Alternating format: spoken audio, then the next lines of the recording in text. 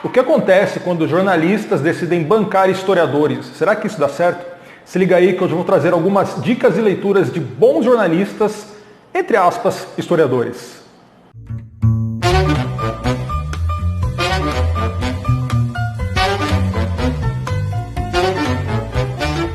Salve, salve pessoa! Seja bem-vinda, seja bem-vindo! Esse é o canal Fundamental da História e eu sou o professor Enéas. Meu amiguinho, minha amiguinha, se você está chegando aqui pela primeira vez, eu te convido a se inscrever no canal, curtir o vídeo, isso me ajuda muito. Aqui nós falamos de história, do universo escolar, falamos também sobre café, que eu gosto muito, e de alguns outros assuntos que vão aparecendo aí sem compromisso, tá? Hoje eu trouxe aí algumas dicas e leituras de jornalistas que se aventuraram pelo mundo da história, esse mundo tão fascinante que a gente gosta tanto. Alguns figurões, na verdade, jornalistas aí, alguns deles colunistas de grandes meios de comunicações, de jornais, revistas e portais, e eles dedicaram parte do tempo deles a escrever obras a respeito de temas históricos, principalmente aqui do nosso país, da história do Brasil. Então, sem mais delongas, eu vou começar pelo primeiro, o jornalista Hélio Gaspari. Eu queria, antes de mais nada, falar que todos esses jornalistas dispensam muitas apresentações, tá? Mas o Hélio Gaspari, ele nem brasileiro é, ele na verdade nasceu em Nápoles, na Itália, um napolitano que veio aqui para o Brasil.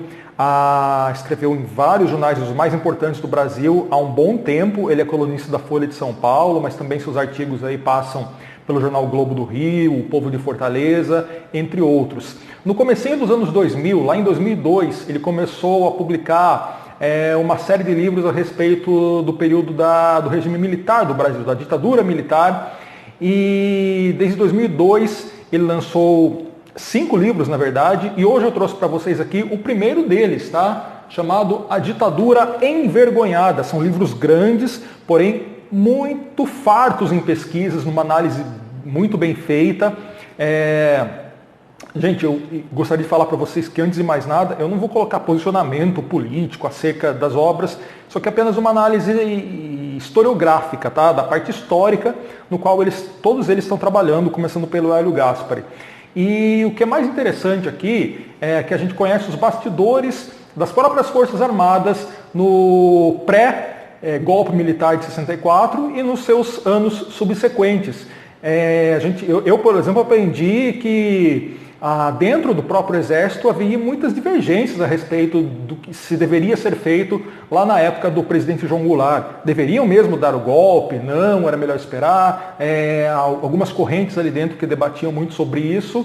E essa aqui é a primeira das obras, tá? Ele vai até a última, chamada Ditadura Acabada, e fica essa dica para você que gosta desse assunto, dessa fase da história do Brasil.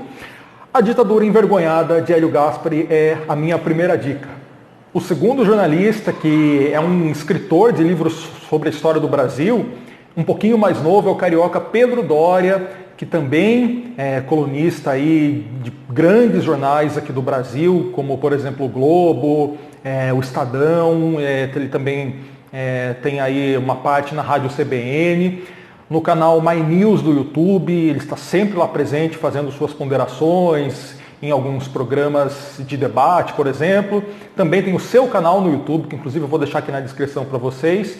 E há algum tempo, Pedro Doria, além de ser um jornalista que faz análises políticas aí, ele também se propôs a fazer pesquisas, isso é muito importante, tá? Pesquisar fontes e a fazer uma análise, confrontar fontes e depois, é claro, produzir algumas obras. Entre elas eu vou citar 2 para vocês, começando aqui por uma que eu li há algum tempo que eu gostei muito, que é esse livro, 1789.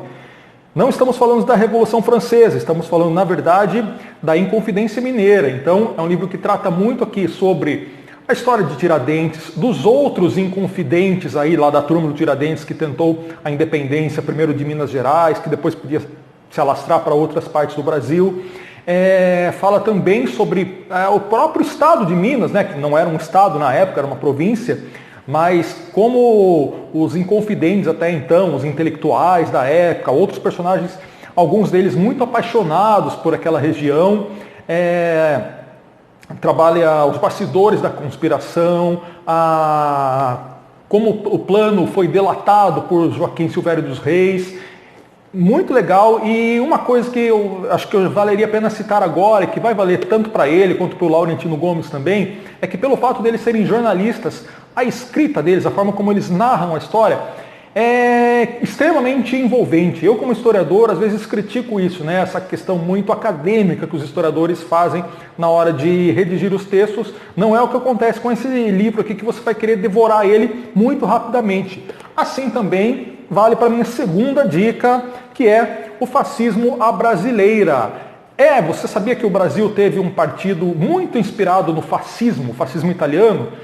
Estou falando aqui do integralismo, né? Era uma corrente brasileira aqui, uma organização no qual o Pedro Doria explora muito bem. Na verdade, ele conta a própria formação do fascismo, o contexto histórico lá na Itália, como que um brasileiro aqui, o Plínio Salgado, ele acabou sendo atraído por aquela ideologia nacionalista, ele trouxe isso para o Brasil, todo o trabalho que ele fez para converter pessoas a esse modelo político de extrema direita, como que isso cresceu no Brasil e como que chegou, é claro, numa fase de decadência. Mais uma vez, independentemente de posições políticas, se você olhar apenas pela análise histórica, vale muito a pena Fascismo à Brasileira, a história do integralismo no Brasil, do fascismo da Itália e, é claro, do próprio fundador, o paulista Plínio Salgado.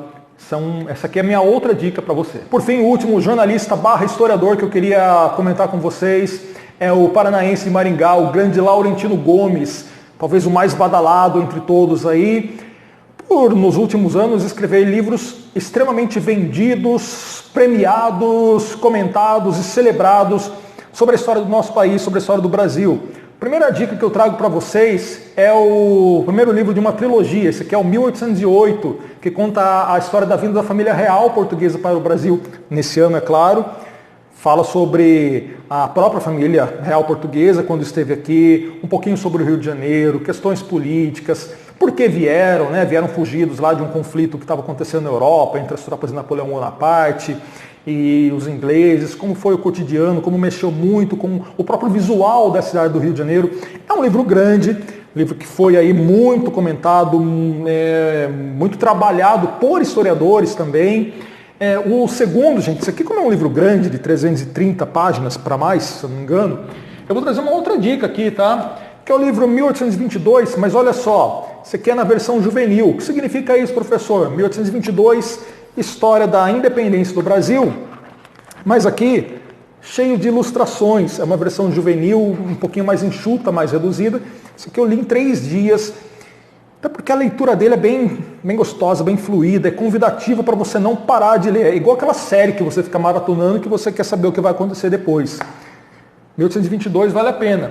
O último, gente, o Escravidão, talvez o mais comentado dos livros de não ficção do ano passado, ano de 2020, ele vai falar como esse sistema escravista, escravocrata, ele se tornou corpo que ganhou o corpo desde os primórdios lá na África, quando algumas tribos africanas escravizavam seus rivais, como isso se torna um grande sistema lucrativo envolvendo 3 continentes, Europa, Brasil e Portugal. Claro que mostrando detalhes, minúcias aí desse mundo tão complicado de trabalhadores que perderam suas liberdades, foram separados de familiares para trabalhar, entre outras coisas, nos engenhos de cana-de-açúcar aqui no Brasil. Escravidão, volume 1. Gente, eu espero que você tenha gostado dessas dicas. Se você gostou, se você tem outras dicas, por favor, coloque nos comentários também. Eu agradeço demais a sua audiência. Valeu, muito obrigado. A gente se vê no próximo vídeo. Tchau, tchau.